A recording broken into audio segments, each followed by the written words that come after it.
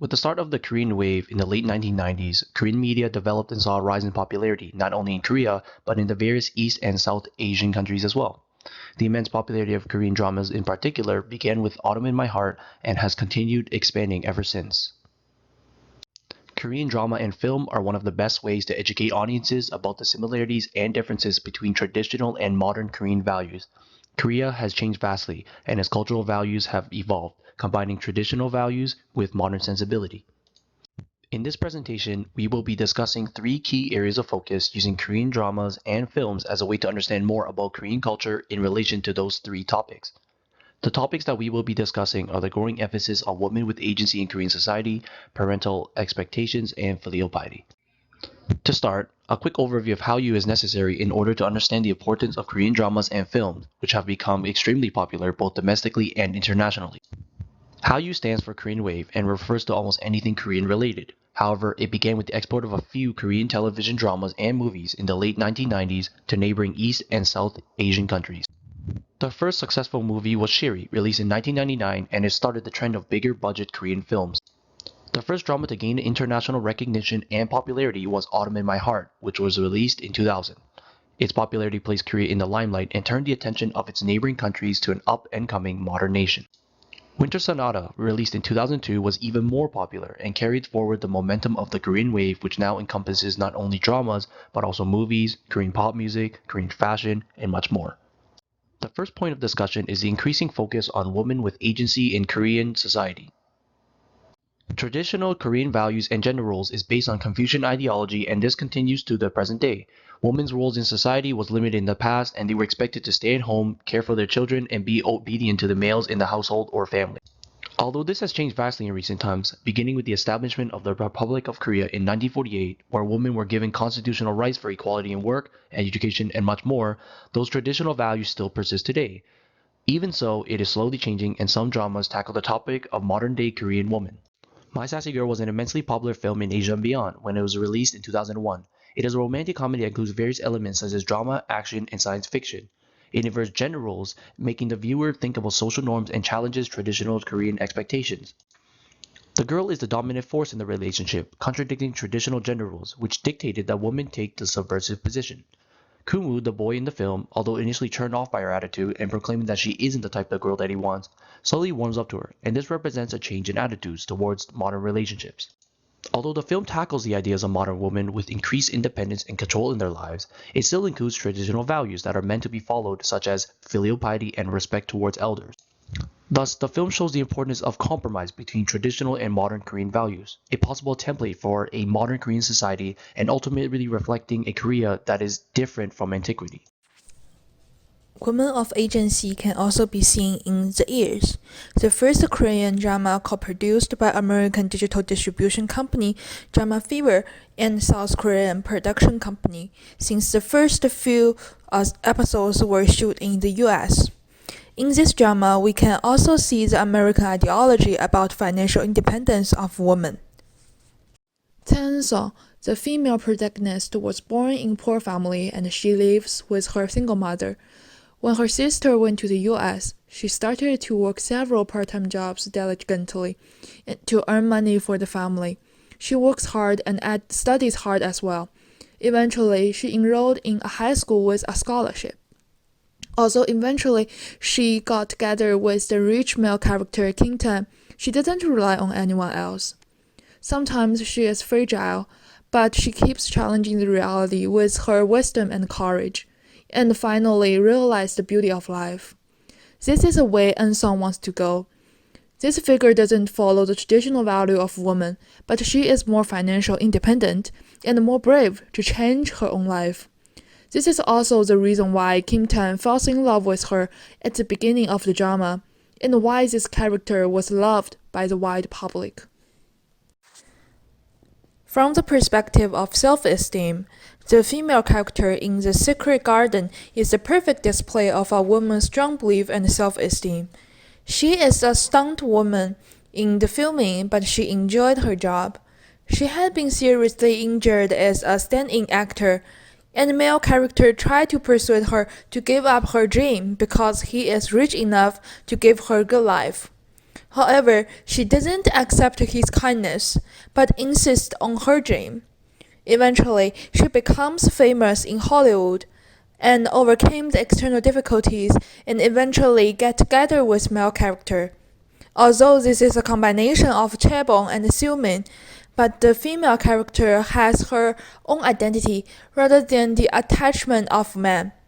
The highest audience share for Secret Garden reached 31.4%, which is a huge rating success and more than 20 billion won worth of economic effect. This success is inseparable from the inner independence of the female character, which made audiences feel a different image of females.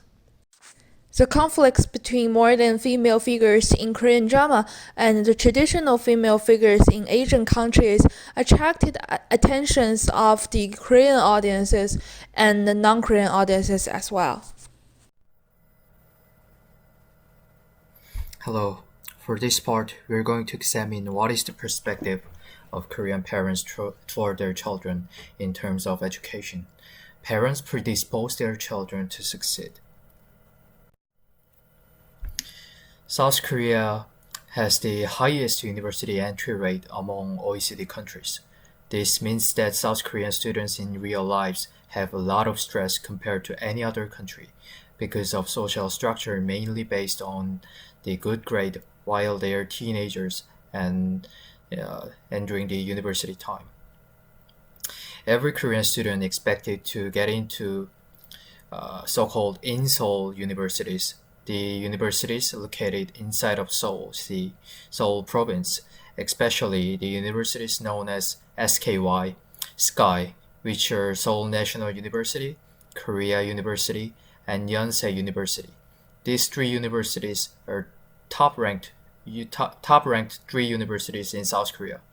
Everyone gets jealous if you make it to these 3 universities, especially among Korean parents. Korean drama focus on the South Korean education system and demonstrate how miserable parents and students can be through the drama. The drama called Sky Castle exactly shows what are the expectations of Korean parents, specifically wealthy families with fame and intense competition among the South Korean high school students. Let me briefly explain about this drama, South Sky Castle. This drama perceives Korean students as some kind of tool of parents to accomplish their dreams, not in the way of their children's desire. Parents compete with other parents to find a better path to the Sky universities, and the result of this tragic perception. This drama, mainly based on the belief of guaranteed success, depends on which universities children get accepted, because many of Korean parents believe the myth about if you get accepted to top-ranked universities in South Korea, it is pretty obvious that you will get a great job with a lot of fortunes, no matter what you do. Like they believe accepting by top-ranked universities already gives you a credit score for success, even when you're really young.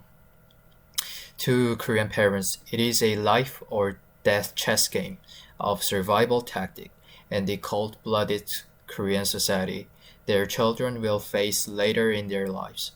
Since Korea has no natural resources, the main focus of Korean education is manpower, human resources. Educating early students is often considered as the best option to improve South Korea. That is why the system makes students to compete even when they are really young to find prodigies or elites who can lead the country to success. Korean parents know about this very well. That is why they have no other choice but give pressure and stress to their children. It is not for parents themselves, but rather for their children. That is what Korean parents believe. Also, Korean parents never hesitate to sacrifice everything for their children, everything for their children's unpredictable future.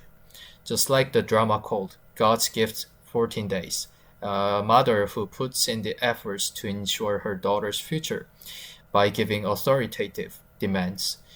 Korean parents often give up anything to ensure their children's future. Even in reality, there is a national university entry examination called 수능. Depends on what kind of grade you get in this exam. The level of the university you can go gets different. That is why the day before the 수능 exam, thousands of Korean parents pray for their children based on their religion. Churches and temples get packed by parents who come to pray. These ideas primarily believe that depends on what kind of attitude Korean parents have, the future of their children get decided. The modern day Korean drama often challenges to this approach, and it is necessary to protect our children's life first rather than make them compete to one another.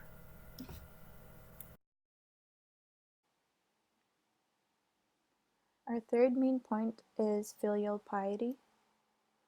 Filial duty, also known as hyodo in Korean, entails loyalty and respect to one's parents and one's ancestors.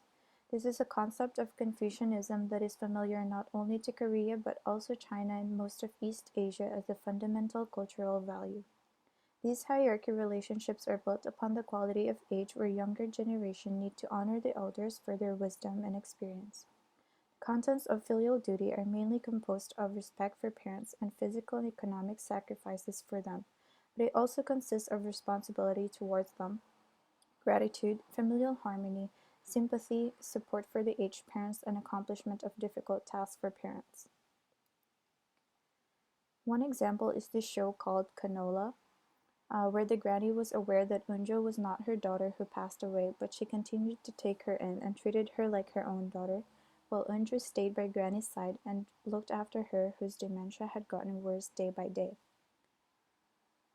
This is another example called Pinocchio, and this drama has successfully delivered a good example of a heartwarming family. They share so much warmth and affection, and in this particular scene, Dolpo takes care of Inha's grandfather even though they are not related, while the grandpa treats him as his own son. The third one is portrays one of the scenes from My Ajushi, where Jian, one of the main characters, cries her heart out when her grandmother passed away, and she was letting her know how thankful she was for being in her life. They also prepared a lavish memorial table full of food while the funeral hall filled up with condolence wreaths. Lastly, this is a show from Cinderella and Four Knights. This show involves a grandfather who was against the idea of his grandchildren dating, in which they have to follow. For example, there's a scene where Hyun Min, one of the grandchildren, who had a conversation with his girlfriend saying that although he loves her, they can't be together. 연애 금지 조항을 어겼을 경우에는 여기서 나간다. 너 나 다시는 안 볼 자신 있어? 널 사랑했어. 근데 우린 안 돼. 사람 가지고 노는 게 재밌어? 인연이든 우연이든 이 두 번 다시 만나지 말자. 와, 오밤 중에 또 먹방 찍어? 같이 먹어줄게. 아니야, 나 괜찮은데. 역시 강성우가 제일 인연이야. 그럼 난 하은양을 믿었는데 내 면전에 대고 거짓말을 했어. 회장 지훈이는 안 돼. 모두 다 잊고 여길 떠나. 엄마가 하늘집에 살았다고?